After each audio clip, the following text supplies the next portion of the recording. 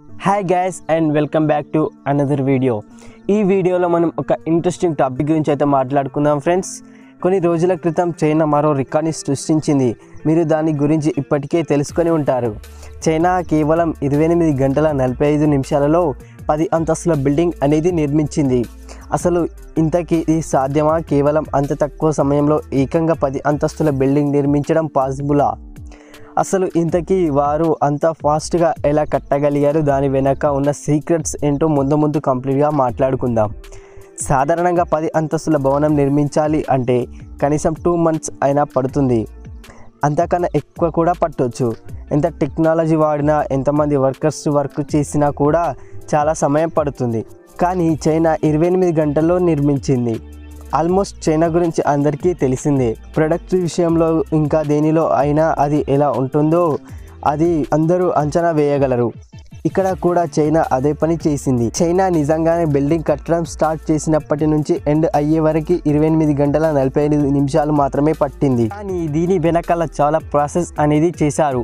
ఈ బిల్డింగ్ని నిర్మించడానికి కనీసం 1000 మంది వర్కర్స్ని యూజ్ చేసుకుంది చైనా. అయితే ఇక్కడ ఫ్రీ ఫ్యాబ్రికేటెడ్ అనే టెక్నాలజీని ఇంప్లిమెంట్ చేసింది చైనా.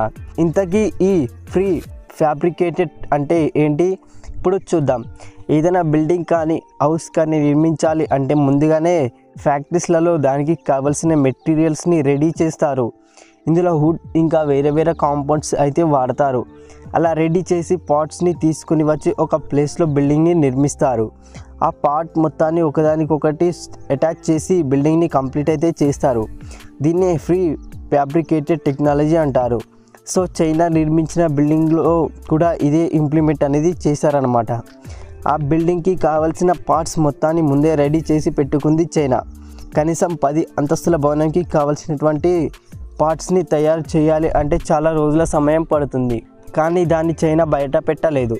అలా తయారు చేసినటువంటి పార్ట్స్ని ట్రక్కులలో బిల్డింగ్ కట్టే ప్లేస్లోకి తీసుకొని వచ్చారు. అక్కడ కనీసం 1000 మంది వర్కర్స్ వర్క్ అనేది చేశారు. సో అలా పార్ట్స్ మొత్తం తీసుకొని వచ్చాక మాత్రమే బిల్డింగ్ని కట్టడం అనేది స్టార్ట్ చేశారు.